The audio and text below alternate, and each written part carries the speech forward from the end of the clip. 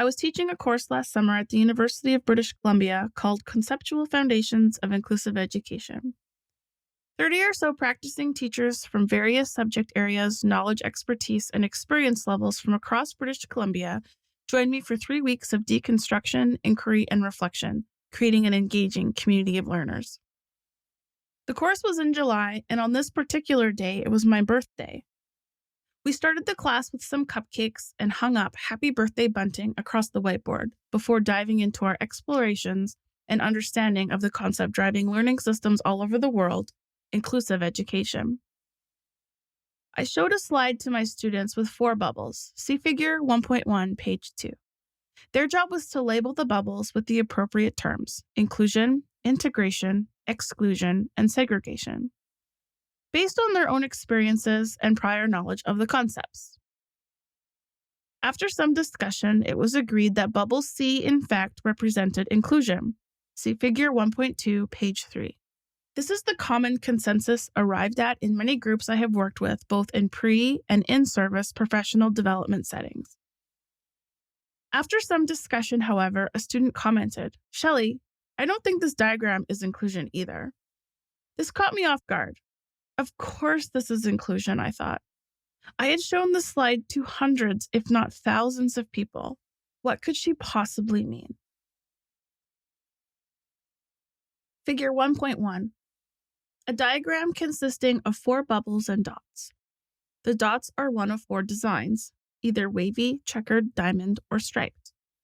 The bubbles are labeled A, B, C, and D. Bubble A is filled with wavy dots and has an outer circle of the other 3 types of dots.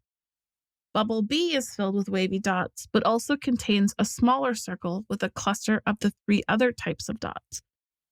Bubble C mostly has wavy dots, with a couple of each other type of dot randomly mixed in. Bubble D has only wavy dots inside the bubble, and has a cluster of the other 3 types of dots in a circle off to the side. Figure 1.2. An identical diagram to figure 1.1, except the bubbles have been reordered and relabeled. Bubble A has been labeled exclusion. Bubble B has been labeled integration. Bubble C has been labeled inclusion. Bubble D has been labeled segregation. She explained, "Look what you've shown us. I see a bubble with a whole bunch of wavy dots, and then there are a scattered handful of other patterned dots." "Yeah," I said, "and?" "Well, in my definition of inclusion, there is no other." I stood there speechless because she was absolutely right. The diagram I was presenting was not one of inclusion. It was an example of the traditional model of education, the model where our goal is to produce more of the same, lingering evidence of the factory model of education, where we need to produce and replicate people to meet the demand of the workforce during the Industrial Revolution.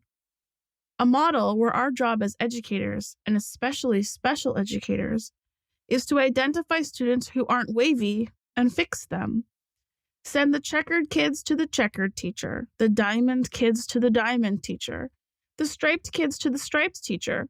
This model of education is a deficit medical model, and I was showing the class a perfect example of how it was still plaguing us today. But more and more kids are coming to us not wavy.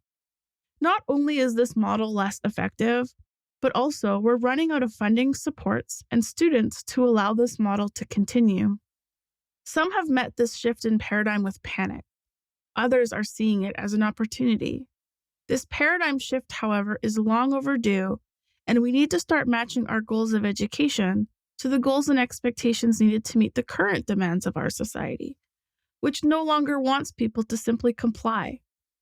This is especially true now, as more and more occupations involving compliance and replication are being replaced by machines. Educational reforms are happening on a global scale, including in British Columbia and other provinces in Canada, where the ministries of education are completely restructuring their curricula, being designed and written by teachers for teachers, with the emphasis on moving away from classrooms of wavy students. BC Ministry of Education, 2015. We are no longer living in the Industrial Revolution. This is the 21st century, where we need to value the strengths rather than deficits in learning. Rather than finding out why students aren't wavy, our job is now to find what their pattern is. What do they bring? What can they contribute because of their diverse and unique expertise? For decades, we have been trying to take this pattern out of our students, taking the special out of special education, the autistic out of autism, the language out of cultures, and especially the Indigenous out of First Nations, Métis, and Inuit children. This is not teaching to diversity. This is not inclusive. Teaching to diversity and inclusion is where we value the characteristics that are diverse and not try and homogenize them. The class continued to discuss what the conceptual diagram of inclusion could be, and together we decided that the only way to ensure there was no other was not to make us all wavy, but instead to make us all another. See Figure 1.3. Figure 1.3, a diagram of a circle filled with dots. Each dot has a unique pattern. When looking at inclusion this way, it also helped us to realize that this is no longer an idea specific to special education. There is a distinct gap between the silos of special education and curriculum. But if we look at inclusion as a concept of teaching to diversity of all, rather than a special education initiative, we can bridge this gap.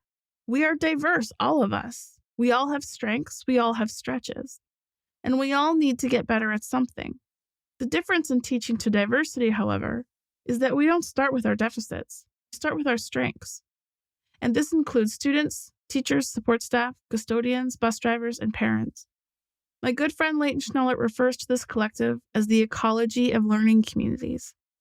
Inclusive education relies on the diversity of its ecosystem, not only to promote coexistence and tolerance, but to thrive on the learning and interaction of each person in the community. Through this discussion, I also realized that we can now extend inclusive education to include every diverse learner. Then we can also start to view inclusion as not something we simply do. Instead, it becomes something that just is. We cannot escape or avoid the diversity in our world by attempting to homogenize and standardize our classrooms and learners. Homogeneity is a battle that has never been won and never will be. Civilizations have collapsed in their attempts to make everyone the same. This is no longer our vision of education, thank goodness. And we are long overdue in matching our vision to our practices in classrooms, schools, and communities. It was also on this particular day that I was inspired to write this book, because it was on this day I realized that if inclusion and diversity is something that just is, then it is also something we live, something we are, and something we believe in together. And it is through this common goal that we can also be unified. We can be one without being another. So please allow me to introduce to you one without the other.